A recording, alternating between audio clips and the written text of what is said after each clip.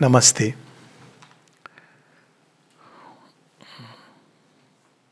माता जी का योग और उसमें हम मातृवाणी से कुछ पैसेजेस पढ़ रहे हैं।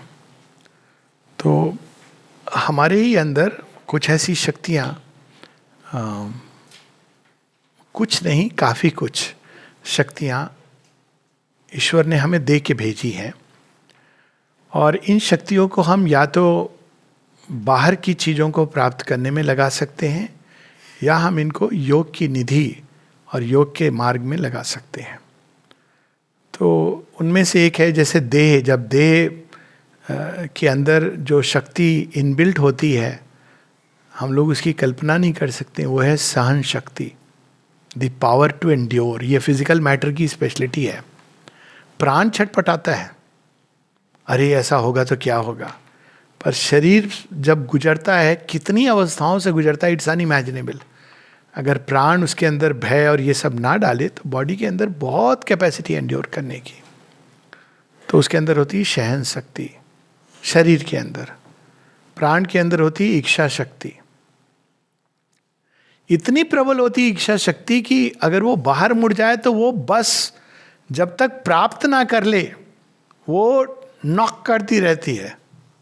वही इच्छा शक्ति जब अंदर मुड़ जाए, तो सहन शक्ति भी बाहर की ओर मुड़ी हो तो जीवन के सारे घाव कहीं ना कहीं इंसान एंड्योर करता है। ऐसे लोगों को जानता हूँ मैं, न जाने कितनी दवाइयों पर, कितनी सारे मतलब सर्जरी के लिए तो उनका ऐसा है कि आना जाना लगा रहता है डॉक्टर के यहाँ, पेट चिरवाना तो, लेकिन वो करते रहते हैं।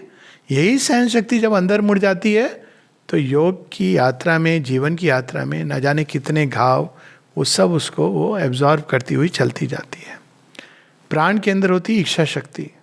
यही शक्ति जब बाहर होती है तो बहुशाखा नाम, वो ना जाने की ये भी मिल जाए वो भी मिल जाए। और जिनकी इच्छा शक्ति बड़ी प्रबल होती है, दे बिकम लाइक दैट ना, वो रुकते ही नहीं है। वही चीज़ महत्वाकांक्षा ले लेती है, आकांक्षा महत्वाकांक्षा, और उसके लिए इंसान कुछ भी सैक्रिफाइस करने को तैयार होता है। और वही इच्छा शक्ति अगर अंदर मुड़ जाती है तो संकल्प शक्ति बन जाती है, एकजुट हो जाती है। और उसी प्रकार से मन के अंदर भी शक्ति होती ओरिजिनली वो ज्ञान शक्ति है।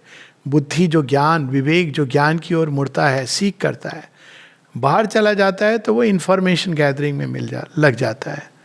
कितने सारे वो स्कॉलरली आर्टिकल्स इधर उधर सब, प्रेजेंटेशंस, पावर पॉइंट सारे। क्यों? क्योंकि उसके द्वारा उसको लगता है कि उसको ज्ञान मिलेगा। ज्ञान के पीछे भी प्रयोजन होता है। अधिकतर ये मन की शक्ति प्राण के अधीन होती है, तो उसमें होता है कि कितने तुम पेपर प्रेजेंट करोगे उतना तुम्हारा प्रमोशन होगा। ये सब होता है, आपको अजीब लगेगा, डॉक्टरों की दुनिया में भी होता है। ऐसे डॉक्टर हैं, जब मरीज आता है तो उनका ये ध्यान रहता है कि इसके मैं सारे टेस्ट करा लूँ, क्योंकि मेरा एक केस बन जाएगा और उस केस के द्वारा मतलब पब्लिश कर दूँ। और जिएगा मरेगा वो सेकेंडरी है, वो है इम्पॉर्टेंट, बट मोस्ट इम्पॉर्टेंट ये है। और ये भी एक जो ज्ञान की शक्ति वो अधीन हो जाती है इच्छा शक्ति के। लेकिन यही जो ज्ञान की शक्ति अगर अंदर मुड़ जाए, बुद्धि और विवेक अंदर और ऊपर की ओर मुड़ जाए, तो वो ज्ञान की खोज में निकल पड़ते हैं। तो ये तीनों शक्तियाँ अपने अपने प्लेन पर अपने अपने ढंग से काम करती हैं। और चैत्य के अंदर होती है प्रेम की शक्ति, since we are talking of it, वो सबसे पीछे छिपी होती है आमतौर पर। वो जिसको हम प्रेम कहते हैं, दैट इज हार्डली लव। वो कहा है ना शैले ने, I can not give you what men call love, the adoration of the moth to the star. वो बड़ा रेयर होता है ह्यूमन चेतना में। प्रेम करना मनुष्य ही कर सकता है, नंबर वन। देवता नहीं कर सकते क्योंकि चैत्य मनुष्य के अंदर होता है, लेकिन बड़ा रेयर करता है मनुष्य, क्योंकि उसके प्रेम में लेन देन, हिसाब किताब ये सब शुरू हो जाता है। बही खाता खुल जाता है, लेफ्ट साइड राइट साइड, तुमने मेरे लिए क्या किया, मैंने तुम्हारे लिए क्या किया। सो बट ट्रू लव की जो पावर है वो चैत्य के अंदर होती है। इसीलिए जब चैत्य जागृत होता है तो वो स्पॉन्टेनियसली भगवान से प्रेम करने लगता है, उसको कुछ बताना नहीं होता है। It is spontaneously love, devotion, भक्ति, सरेंडर, ये उसकी एक नेचुरल अवस्थाएं हैं। तो अब ये तीनों चारों शक्तियाँ अगर एक साथ एकजुट होकर काम करें तो बहुत सुंदर हो, लेकिन ऐसा होता नहीं है आमतौर पर। हम लोगों का हाल वही होता है जो पार्लियामेंट्री डेमोक्रेसी का होता है। तो एक होता है ट्रेजरी बेंच और एक होती है अपोजिशन बेंच। तो मन कहता है चल मनवा उड़ के चल, हंसा पार मान सरोवर। बड़ा अच्छा लगता है, हमें सुने हो ना भजन सुन के लगता है अरे ये व्यक्ति कितना, आपको पता नहीं है कि उसके अंदर एक दूसरा पार्ट भी होगा जो उसको पुल करता होगा संसार की ओर। तभी तो ऐसे भजन भी लिखे गए जिसमें कहते हैं कि देखी जगत की प्रीत, झूठी देखी जगत की प्रीत। अब ये आप कब देखोगे, जब आपने प्रेम किया है तो आप देखोगे। तो जगत में झूठी देखी प्रीत, फॉरगेटिंग किसका है, पर ये आदमी के दूसरा पार्ट है जो उसको खींचता है बाहर की ओर, तो उससे टसल होती है। टसल जब होती है तो अंदर में युद्ध चल रहा है, तो ऊर्जा तो बची नहीं है ऊपर बढ़ने के लिए।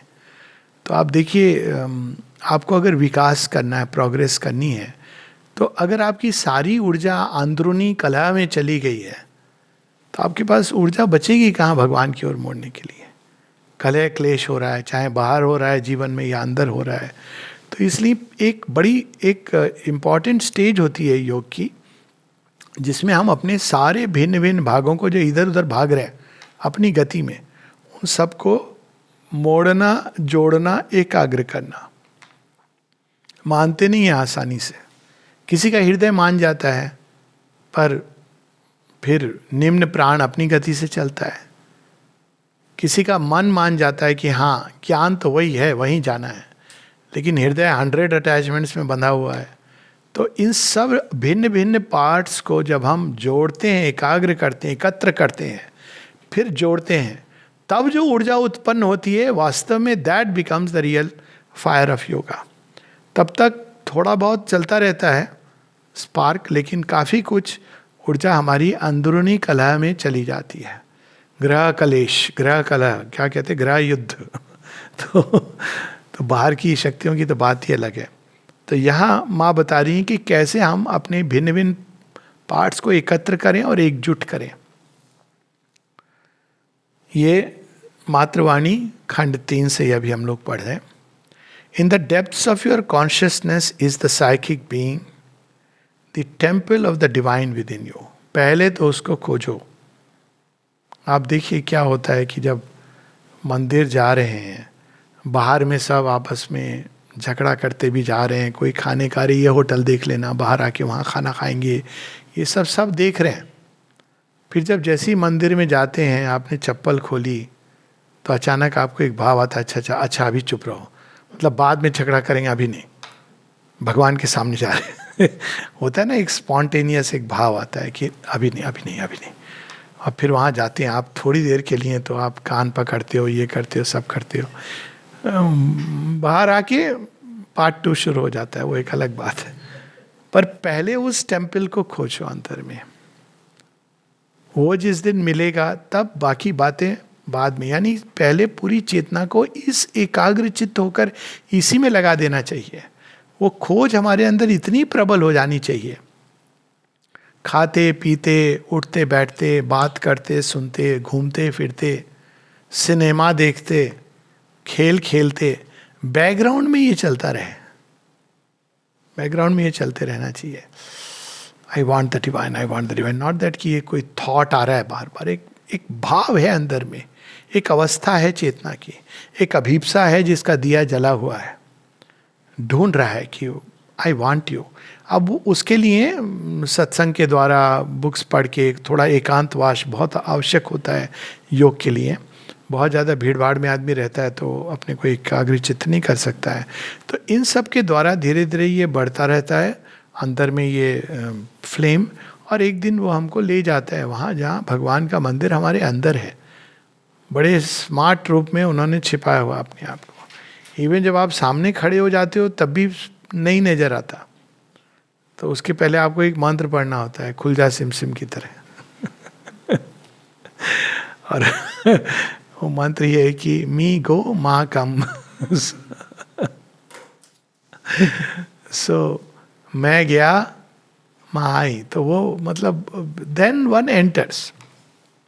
कहा है ना किसी ने बड़े सुंदर ढंग से, ये तो घर है प्रेम का, खाला का घर नहीं, बुआ जी का घर नहीं है, मौसी का घर नहीं है, ये तो घर है प्रेम का, खाला का घर नहीं। तो बोले ये तो बहुत अच्छी बात है। नहीं, शीश कटाए भुई धरे, तब बैठे घर माही। एंट्री चाहते हो? हाँ। कितना पैसा देना होगा? बहुत पैसा है मेरे पास। पैसा उसा रहने दो, भगवान को कुछ नहीं चाहिए। तो अपने ईगो, शीश, प्राइड ऑफ द इंटेलेक्ट, शीश को काट के भुई धरे, जमीन पे विनम्रता, तब बैठे घर माही। तब आप तुमको बैठने की, भगवान के घर में बैठने की इजाजत मिलेगी, परमिशन ग्रांटेड होगी। तो ये जब ये मिलता है तब ये समस्या आती है। This is the centre round which should come about the unification of all these divergent parts. क्यों आप यूनाइट करना चाहते हो? ताकि हमारी खोज में ये सहायक हो, और जब खोज लो तो अभिव्यक्ति में सहायक हो। All these contradictory movements of your being. आश्चर्य होगा, ह्यूमन माइंड कितने कॉन्ट्राडिक्शन से भरा होता है। एक क्षण ये कहता है कि हाँ माँ सब कुछ हैं, थोड़ी देर बाद वो कहता है मेरे पिताजी, मेरे माताजी, ये सारी चीज़ें भी साथ में आ जाती हैं, और वो स्ट्रेट पाथ को डाइवर्ट कर देती हैं।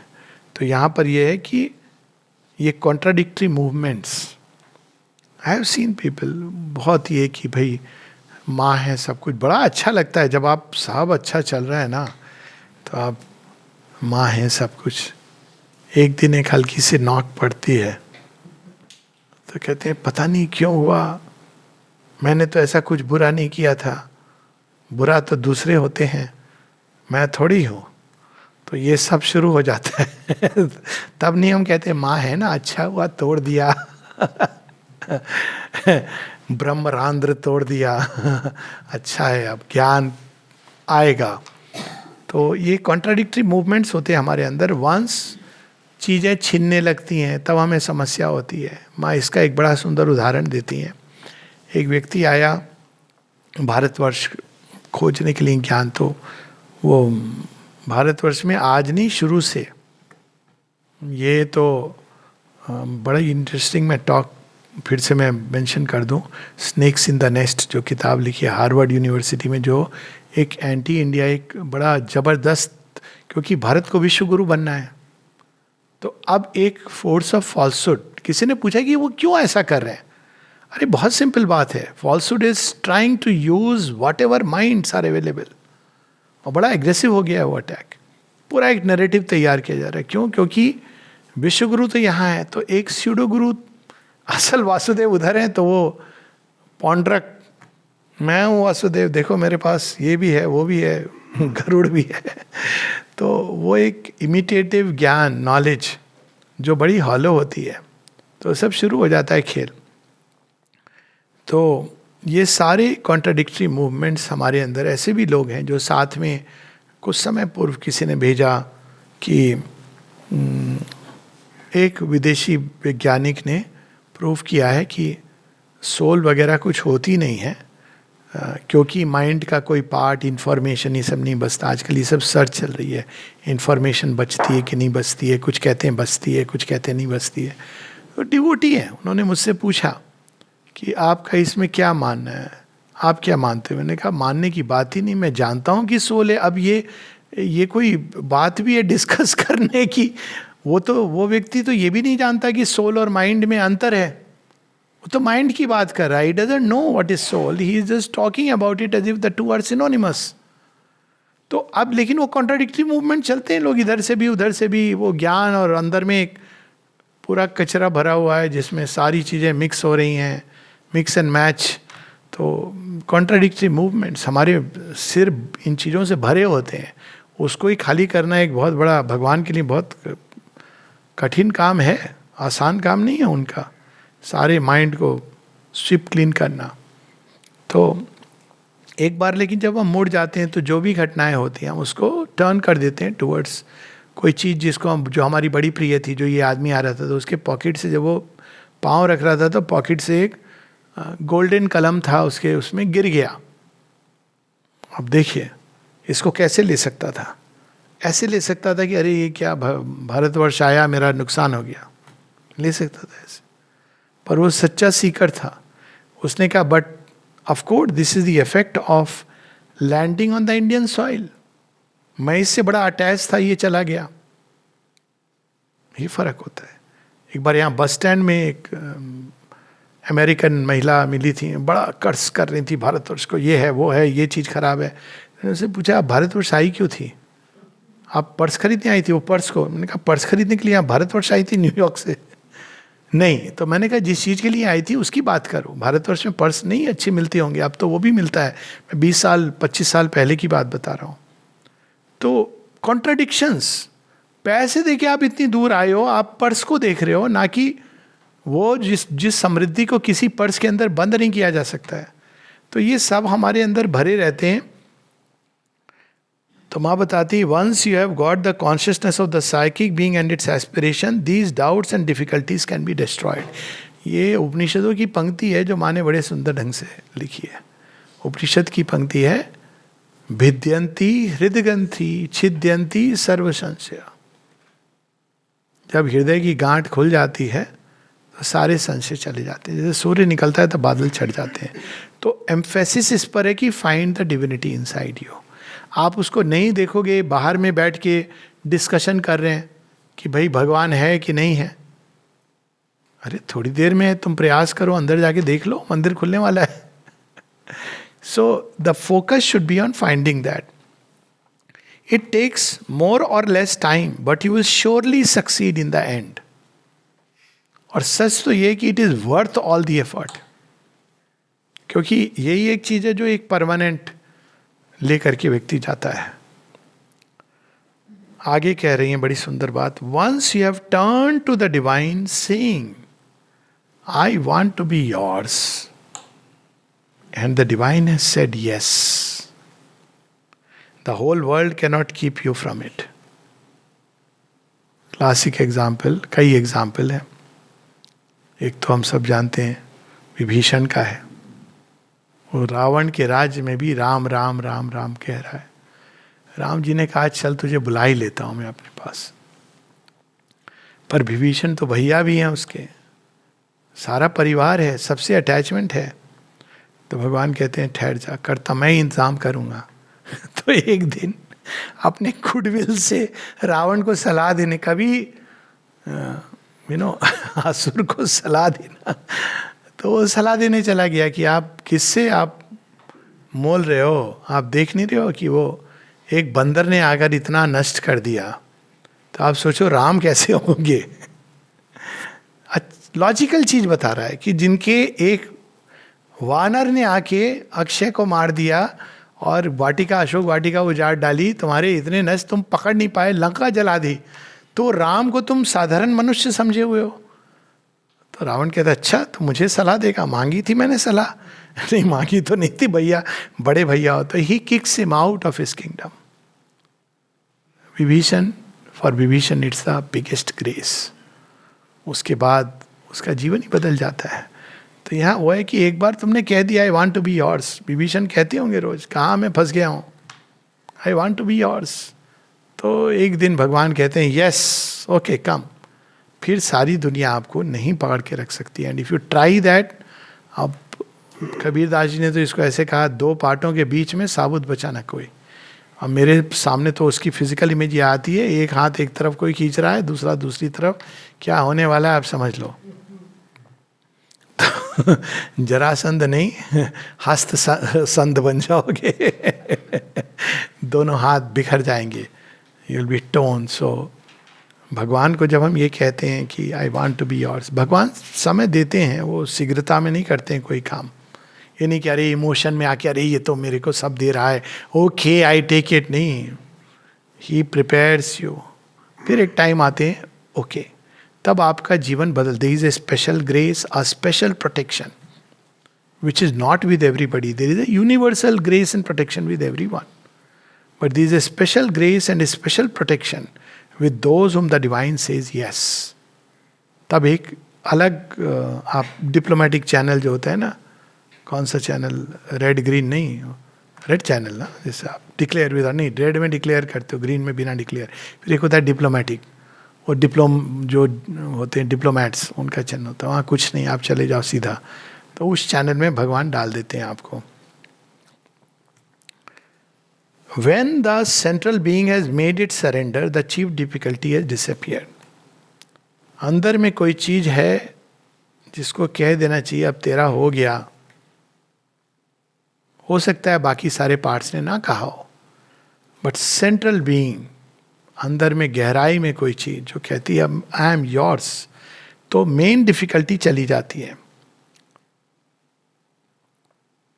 It may look very easy, but people can live for years and not do that. उनका माइंड अभी भी डिबेट कर रहा है मैं यहाँ जाऊँ या वहाँ जाऊँ. तो वो सेंट्रल बीइंग ने जब सरेंडर कर दिया. The outer being is like a crust. In ordinary people, the crust is so hard and thick that they are not conscious of the divine within them. If once, even for a moment only, the inner being has said, I am here and I am yours. यानी कि बार बार, हालांकि श्री अरविंद से निरुद्धा ने पूछा sir हम रोज आपको repeat करें या एक बार कह दिया काफ़ी है. श्रीविंद कहते हैं टाइम टू टाइम कर दिया करो. Time to time. ये तुम्हारे स्मरण के लिए जरूरी है कि मैंने भगवान को दिया अपने आप को. I am here and I am yours. Then it is as though a bridge has been built and little by little the crust becomes thinner and thinner until the two parts are wholly joined and the inner and the outer become one. तो हर बार keep offering, keep surrendering, and then धीरे धीरे उसके कारण bridge बनना शुरू होता है. हम जिसको मिलना चाहते हैं वो और भी अधिक प्रतीक्षारत है, क्योंकि ये तो ओरिजिनल प्लान है.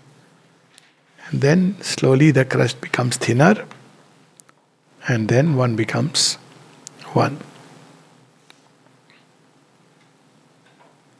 Namaste.